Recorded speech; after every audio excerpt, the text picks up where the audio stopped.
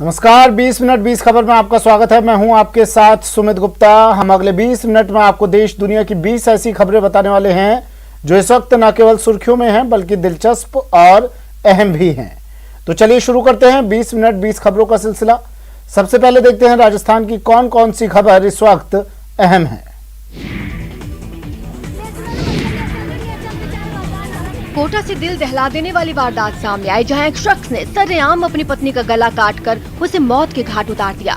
खून से सनी महिला एक दुकान के बाहर काफी देर तक तड़पती रही, जिसके बाद स्थानीय लोग उसे लेकर अस्पताल पहुंचे, लेकिन तब तक वो दम तोड़ चुकी थी। परिजनों का आरोप है कि महिला का पति गोवा में उसका सौदा कर चुका था, लेकिन वो जैसे तैसे सौदागरों के चंगुल से छूटकर कोटा आ गई थी। उन्होंने बताया कि उसका पति आए दिन उससे मारपीट करता था और आज तो उसे मौत के घाट ही उतार दिया। पूरी वारदात बालाकुंड इलाके की है। जानकारी ये है कि मृतका का नाम रिजवाना था और उसने 11 साल पहले इमरान से लव मैरिज की थी। दोनों के 3 बच्चे भी हैं। पति की मारपीट से तंग आकर रिजवाना 2 साल से अलग रह रही थी। रिजवाना बालाकुंड इलाके में अपनी बहन के यहाँ आई थी। इसी दौरान किराना की दुकान के पास इमरान ने रिजवाना के गले पर चाकू से वार कर दिया। केंद्र और राज्य सरकार लगातार पंचायती राज को सशक्त करने का प्रयास कर रही है, ताकि अधिक से अधिक लोगों तक सरकार की जन कल्याणकारी योजनाओं का लाभ पहुंच सके, ग्रामीणों का जीवन ऊंचा उठ सके। लेकिन चित्तौड़गढ़ पंचायत समिति के नेतावल महाराज ग्राम पंचायत में पंचायती राज के नाम पर भ्रष्टाचार का खुला खेल खेला जा रहा है। और ये हालात तब जब भ्रष्टाचार की शिकायत 5 सालों से अधिकारियों की टेबल पर घूम रही है। मामला इंदिरा आवास योजना से जुड़ा है, जहां नियमों को ताक पर रखकर सरकारी जमीन पर आधे अधूरे निर्माण कर पूरा भुगतान उठा लिया गया। विकास अधिकारी 15 दिन में मामले की जांच पूरी करने का दावा कर रहे हैं। प्रधानमंत्री आवास चन्नौट के अंदर भी बन गए हैं और प्रधानमंत्री आवास चारभुजा मंदिर की जमीन के अंदर भी बन चुके हैं। तो हम इस पे संबंधित तकनीकी अधिकारी है, लेखा के अधिकारी है और एक पीओ जो प्रशासनिक अधिकारी है, उसको कमेटी से इस बात की जांच कराएंगे, सत्यता की जांच कराएंगे। प्रदेश के 6 जिलों में हो रहे जिला परिषद और पंचायत समिति चुनाव में विधायकों के बेटे बेटी और बहू को टिकट दिलाने में भरतपुर जिले के विधायक किसी से पीछे नहीं रहे। मंत्री और वैर से विधायक भजनलाल जाटव की बेटी सुमन और बहू साक्षी दोनों कांग्रेस के टिकट पर पंचायत समिति सदस्य का चुनाव लड़ रही हैं। जाटव की बेटी सुमन ने वैर पंचायत समिति के वार्ड नंबर 12 से और बहू साक्षी ने वार्ड नंबर 5 से नामांकन दाखिल किया है। बताया जा रहा है कि दोनों में से एक का वैर पंचायत समिति की प्रधान पद की भी उम्मीदवार हो सकती हैं, क्योंकि प्रधान की सीट एससी के लिए रिजर्व है। अब बात कामा विधायक जाहिदा खान की जाए तो जाहिदा खान ने अपनी बेटी और बेटे सहित देवरानी को भी मैदान में उतारा है। पार्टी में अपनों को टिकट देने के खिलाफ कांग्रेसी कार्यकर्ताओं में खासा आक्रोश है। वे खुद को उपेक्षित पा रहे हैं। वर्तमान में जो एमएलए हैं हमारे बयाना से, वैर से, कामा से, भरतपुर से, इन्होंने अपने अपने पुत्र वधुओं को टिकट दे दिए हैं, अपनी मनमानी कर रहे हैं। तो आम कार्यकर्ता जो कांग्रेस से जुड़ा हुआ है हम जैसा, उसका क्या होगा? वो किस लिए जुड़ेगा? पार्टी से। बोलो A for apple, A for ant. Tonk के ऊण में कार्यरत शिक्षिका सैयद साजिदा अली की मोहल्ला पाठशाला बच्चों के साथ ही अभिभावकों को भी रास आ रही है। आपको बता दें कि कोरोना संक्रमण के चलते करीब 1.5 साल से स्कूल बंद हैं। ऐसे में शिक्षा विभाग की ओर से इन दिनों स्माइल 3.0 और आओ घर से सीखे कार्यक्रम चलाया जा रहा है। जिन बच्चों के घर पर एंड्रॉयड मोबाइल है वे तो ऑनलाइन पढ़ाई से जुड़ जाते हैं, लेकिन गरीब और कच्ची बस्ती में रहने वाले बच्चे जिनके पास एंड्रॉयड मोबाइल नहीं है वे वंचित रह जाते हैं। ऐसे में उनकी परेशानी को देखते हुए शिक्षिका सैयद साजिदा अली ने मोहल्ला पाठशाला शुरू की है। आपको बता दें कि पाठशाला के दौरान पूरी तरह से सतर्कता बरती जाती है। उन्हें कोविड गाइडलाइन के मुताबिक 2 से 3 गज की दूरी पर बैठाया जाता है। इसके बाद मोहल्ला पाठशाला में पढ़ाई शुरू होती है। ये एक अच्छा प्रयास कर रही है अध्यापिका। और जिन बच्चों को ये सुविधा ही नहीं है, व्हाट्सएप की सुविधा नहीं है, एंड्रॉयड फ़ोन जिन बच्चों के नहीं है, उनके लिए अध्यापिका का प्रयास सराहनीय है।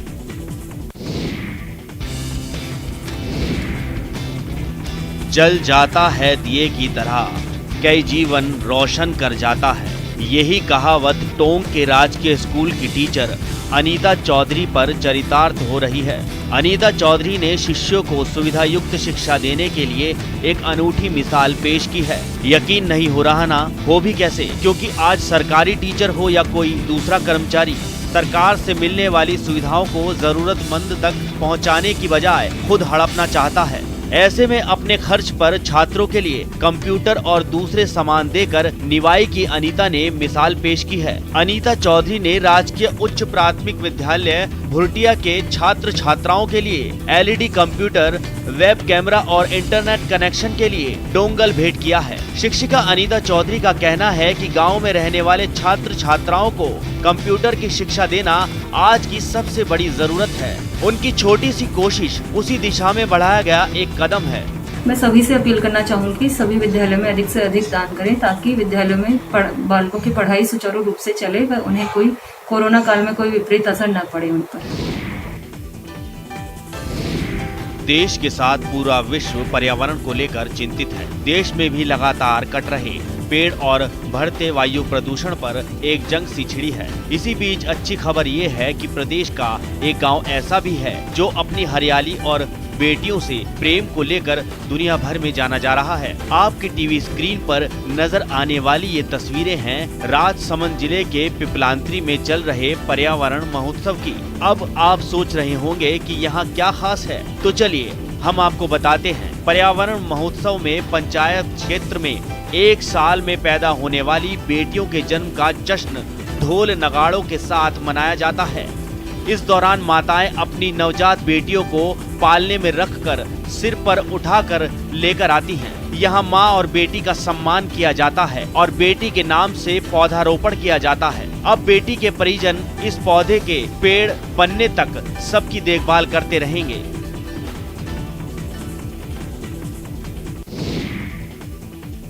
चलिए अब देख लेते हैं कुछ अन्य राज्यों की खबरें। रात का अंधेरा और घायल को कंधे का सहारा देकर ले जाते पुलिस वाले, लेकिन तस्वीरें किसी सड़क हादसे की नहीं बल्कि मुठभेड़ की हैं। जी हां, यूपी के झांसी में पुलिस और बदमाशों के बीच हुई ताबड़तोड़ फायरिंग से इलाके में हड़कंप मच गया। मामला चिरगांव थाना क्षेत्र का है, जहां हेड के पुल के पास पुलिस चेकिंग कर रही थी। तभी दो शातिर बदमाश अपाचे गाड़ी से सामने से आते हुए दिखाई दिए। पुलिस को देखकर दोनों बदमाशों ने भागते समय फायरिंग कर दी। बदमाशों की फायरिंग में चिरगांव थानाध्यक्ष बाल बच गए। वहीं पुलिस की जवाबी फायरिंग में एक बदमाश के पैर में गोली लग गई, जबकि दूसरे बदमाश को पुलिस ने गिरफ्तार कर लिया। पुलिस गोली से घायल बदमाश की चिरगांव थाने में हिस्ट्री शीटर रहे रोहित राजपूत नाम के रूप में पहचान हुई है। फायर करना शुरू कर दिया। पुलिस ने भी फिर अपने आत्मरक्षार्थ और न्यूनतम बल का प्रयोग करते हुए फायर किया, जिसमें एक बदमाश को गोली लगी और एक को गिरफ्तार किया। जब उनसे जानकारी की गई, दोनों का नाम जो है, एक का रोहित राजपूत है, दूसरे का नाम अमित है। ये रोहित राजपूत जो है हमारे मुकदमे वांटेड है।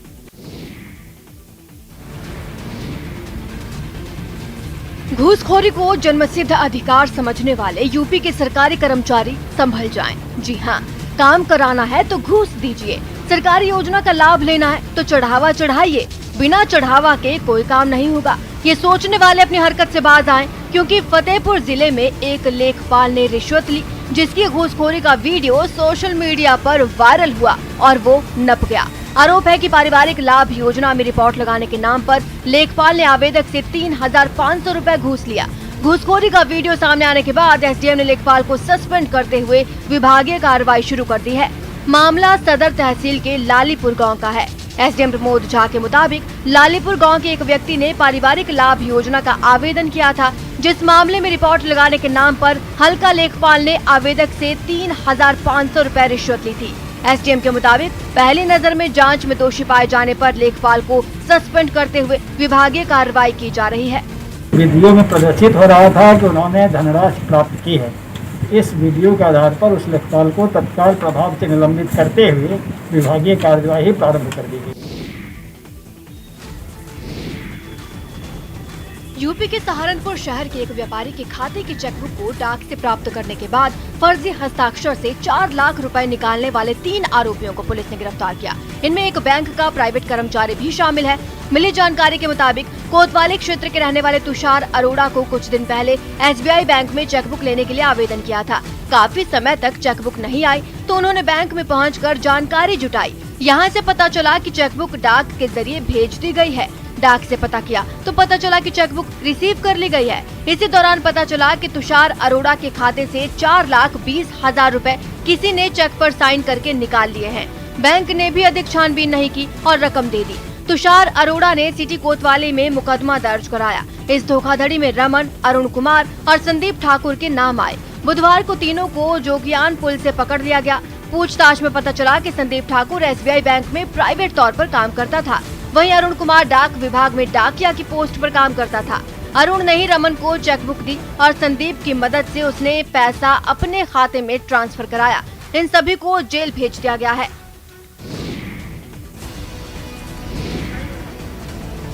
उत्तर प्रदेश के इटावा जिले में समाजवादी पार्टी के प्रमुख अखिलेश यादव के गांव में तैनात रहे SFI के तत्कालीन SDM पर गंभीर आरोप लगे हैं। SDM पर आरोप है कि प्रधानी चुनाव में जीत का सर्टिफिकेट देने के बदले उन्होंने बतौर रिश्वत 15 लाख रुपए ले लिए। हारे हुए प्रत्याशी के पति ने यह आरोप लगाकर इलाके में सनसनी फैला दी है। इटावा में बीते 19 अप्रैल को मतदान हुआ और मतगणना 2 मई को हुई। इस मामले में कांग्रेस पार्टी शिकायतकर्ता के पक्ष में खुलकर उतर आई है। कांग्रेस जिलाध्यक्ष जहां आरोपी SDM के खिलाफ कार्रवाई की मांग कर रहे हैं, वहीं दूसरी ओर कांग्रेस के राज्य प्रभारी विजय मिश्रा पूरे प्रकरण में शिकायतकर्ता को न्याय न मिलने की शक्ल में विधानसभा में मामला उठाने का भरोसा दिया है। आरोप लगाने वाले प्रधान पद के प्रत्याशी के पास रुपए देने का कोई वीडियो सबूत नहीं है, लेकिन कुछ ऑडियो क्लिप जरूर हैं। प्रधान प्रत्याशी ने फोन पर SDM से रुपए वापस लेने को लेकर हुई कथित वार्ता का ऑडियो मीडिया को दिया है। ऑडियो में दूसरी ओर से आ रही आवाज में प्रत्याशी से बैठकर मामला निपटाने की बात कहते सुना जा सकता है, लेकिन न्यूज़ 18 ऑडियो क्लिप की पुष्टि नहीं करता।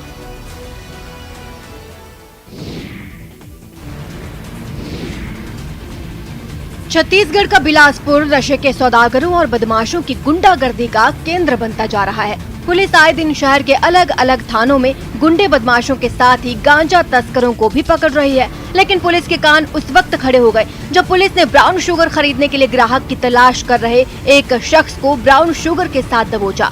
आरोपी शहर के सिविल लाइन थाना क्षेत्र में एक लग्जरी कार में ब्राउन शुगर की खुराक रखकर उसे ठिकाने लगाने की फिराक में था कि पुलिस ने उसे दबोच लिया। कार और ब्राउन शुगर जब्त करने के बाद पुलिस ने आगे की कार्रवाई शुरू कर दी है। ब्राउन शुगर के आरोपी को धरने के साथ पुलिस ने लोगों से गुंडागर्दी कर रहे 2 बदमाशों को भी गिरफ्तार किया। उनमें से एक आरोपी आदतन बदमाश है, जिस पर शहर के कई थानों में मामले दर्ज है। पुलिस ने आरोपी से एक बटनदार चाकू भी बरामद किया है। ये कहां से लाया और किनको बेच रहा था, इस संबंध में अभी जो है हम पूछताछ कर रहे हैं और विस्तृत जानकारी मिलने पर आगे कार्रवाई की जाएगी।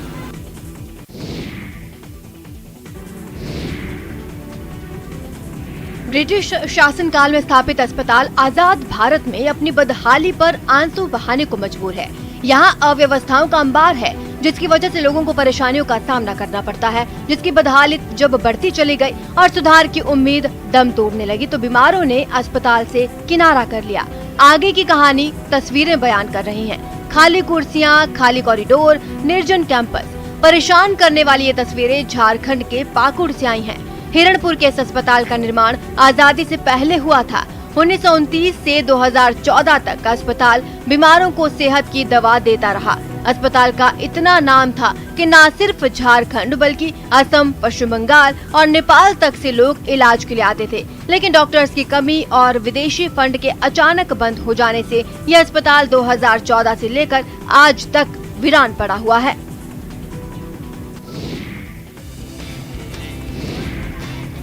कान्हा की नगरी मथुरा में हाथरस से आई 2 सगी बहनों की अनूठी आस्था देखने को मिली। दोनों सगी बहनें भगवान श्री कृष्ण की भक्ति में इस कदर रच बस गई हैं कि वो अपना घर, अपने परिजनों को छोड़ हाथरस से मथुरा आ गई। दोनों बहनें ब्रज में भगवान श्री कृष्ण को अपना भाई बनाना चाहती हैं, उन्हें राखी बांधना चाहती थी और इसी वजह से वो श्री कृष्ण की जन्मभूमि भी पहुंच गई और भगवान के सामने पहुंचकर पुजारी से राखी बांधने की जिद करने लगी। बताया जा रहा है कि जब पुजारी ने कान्हा की कलाई पर राखी बांधने से इनकार कर दिया, तब एक बहन ने दीवार में सिर मारना शुरू कर दिया, जिसकी वजह से वो बेहोश हो गई।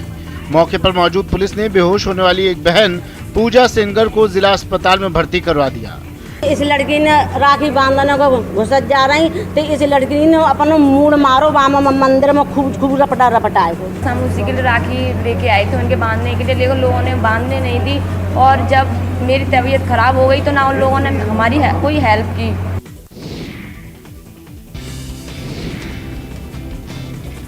उम्र कच्ची लेकिन इरादा पक्का।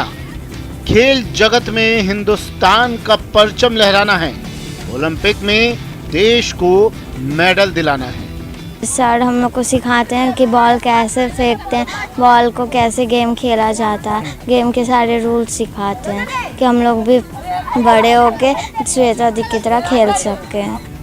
तस्वीरें बिहार के नालंदा की हैं। जी हां, अंतर्राष्ट्रीय पर्यटक स्थल नालंदा में रग्बी फुटबॉल खेल को बढ़ावा देने के लिए छोटे छोटे बच्चे भी मैदान में खम ठोक कर आ चुके हैं। बता दें कि क्रिकेट के अलावा दूसरे खेलों से लोगों की दूरियां बढ़ती जा रही हैं, जिसके बाद नालंदा में अंतर्राष्ट्रीय रग्बी खिलाड़ी श्वेता शाही से प्रेरणा लेकर रग्बी से दर्जनों छोटे बड़े बच्चे जुड़ रहे हैं। यहाँ पर देख सकते हैं कि कितनी छोटी छोटी बच्चियाँ हैं जो खेल के प्रति आकर्षित है और यहाँ पर जो है कि छोटे छोटे बच्चे बच्चियाँ सभी लोग यहाँ पहुँच रहे हैं खेल के ट्रेनिंग लेने के लिए, रग्बी की ट्रेनिंग लेने के लिए। घर का गुमशुदा सदस्य अगर 8 साल बाद सकुशल लौट आए तो परिजन कितने खुश होंगे। इस बात का अंदाजा छत्तीसगढ़ के गरियाबंद के बलभद्र नागेश और उसके परिवार को देखकर बड़ी आसानी से लगाया जा सकता है। और गुमशुदा सदस्य यदि मां हो तो खुशी का कहना ही क्या। तस्वीरों में दिखाई दे रही ये भीड़ गोहीकेला निवासी बलभद्र के घर की है। ये लोग उसकी मां को देखने आए हैं। मानसिक रूप से पीड़ित उसकी मां मरुआ बाई अक्सर घर से निकल जाया करती थी और 1-2 दिन में लौट आती थी, मगर 2013 में घर से निकली तो वापस नहीं लौटी। उस समय बलभद्र और उसके परिवार ने मां को ढूंढने की हर कोशिश की, मगर वो कहीं नहीं मिली। अब सोशल मीडिया में वायरल एक वीडियो बलभद्र के हाथ लगा तो पता चला कि उसकी मां ओडिशा के बलांगीर जिले के किसी गांव में रह रही है। परिवार तत्काल मां को लेने निकल पड़ा। ओडिशा में 2 दिन की खोजबीन के बाद आखिरकार मरुआ बाई मिल गई। 2013 से मेरे माँ घर से बाहर चले गई। उस समय बहुत बाढ़ आया था, 3-4 बार बाढ़ आया था। इधर आदमी आना जाना नहीं कर पा रहे थे। ऐसे हम लोग खोज के थक गए।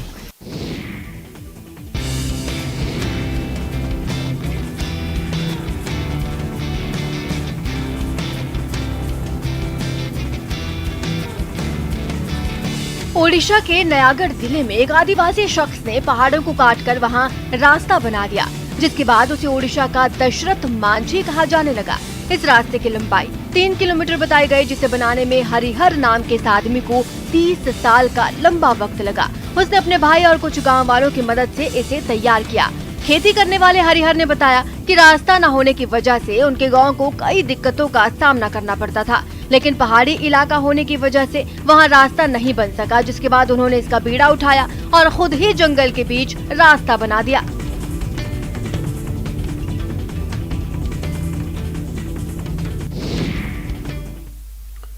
और चलिए अब नजर डाल लेते हैं कुछ अंतर्राष्ट्रीय जगत की खबरों पर। मौसम की टेढ़ी चाल ने एक बार फिर अमेरिका में उथल पुथल मचा दी। उसके दक्षिण पूर्व में मौजूद कुछ राज्यों में तूफान ने तांडव मचा दिया, तो वहीं मानचित्र के दूसरे छोर पर बसे एक राज्य में बादल इतने बेहिसाब बरसे कि अचानक बाढ़ आ गई। और फिर जो तस्वीरें सामने आई उनमें चारों तरफ उफान मारता गंदा मटमैला पानी उत्पात मचाता दिखा। सैलाब के आगे सड़कों ने ऐसे सरेंडर किया कि तस्वीरें देखकर ये कह पाना तक मुमकिन नहीं था कि जहां पानी बह रहा है वहां कभी गाड़ियां दौड़ा करती थी। रेत की बोरियों का ढेर रखकर पानी का रास्ता रोकने की कोशिश तो की गई, लेकिन सैलाब अपनी ताकत से उन्हें तबाह करता नजर आया। तो वहीं एरिज़ोना के पूर्व में 3000 किलोमीटर दूर जॉर्जिया राज्य से आई तस्वीरों में तूफान के कहर में हर तरफ कोहराम मचा दिया। बेरहम बवंडरों और बारिश ने बड़े बड़े पेड़ उखाड़ कर रख दिए। बिजली के खंभों को भी नुकसान पहुंचा, जिसकी वजह से हजारों लोगों को बिना बत्ती के ही गुजारा करना पड़ा। अफगानिस्तान पर तालिबान का कब्जा होते ही रूस ने अपनी बाजुएं चढ़ा ली और उसकी सीमा के पास मिलिट्री ड्रिल शुरू कर दी। रूस अगले 1 महीने तक अफगानिस्तान के पड़ोसी देश ताजिकिस्तान के साथ ये अभ्यास जारी रखेगा। अफगानिस्तान का कुछ हिस्सा मध्य एशिया में पड़ता है, इसलिए वहाँ बिगड़े हालात को देखते हुए रूस सोवियत संघ का हिस्सा रहे मध्य एशिया के उन देशों की मदद करने का ऐलान कर चुका है जो अफगानिस्तान के पड़ोसी हैं। यही वजह रही कि रूस के लगभग 1000 सैनिक ताजिकिस्तान अफगानिस्तान सीमा के पास अभ्यास कर रहे हैं, ताकि अगर तालिबान ने उनके साथी देशों की तरफ आंख उठाकर भी देखा तो उन्हें मुंहतोड़ जवाब दे सके।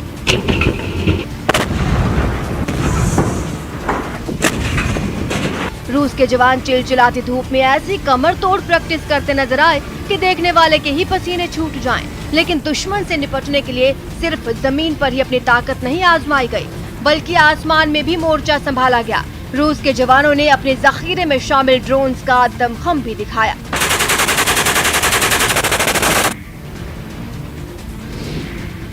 फ्रांस के दक्षिणी हिस्से में जंगलों में लगी आग बेकाबू हो गई। वहाँ इससे इतनी तबाही मची कि सैकड़ों लोगों को अपना घर छोड़ना पड़ गया।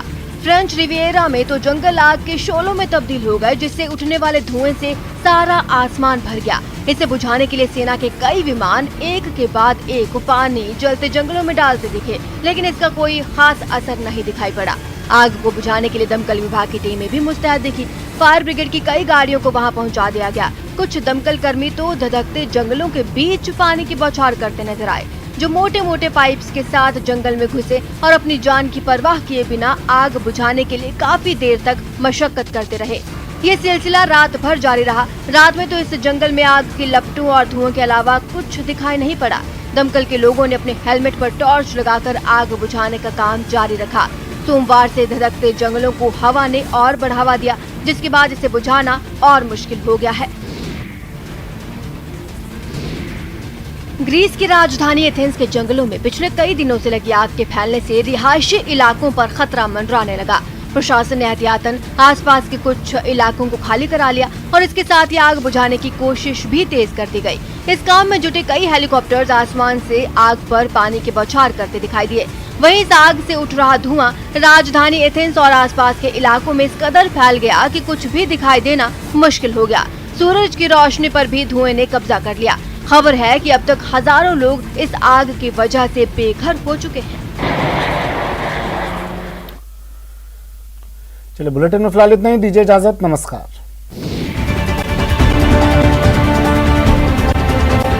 तो मैं चला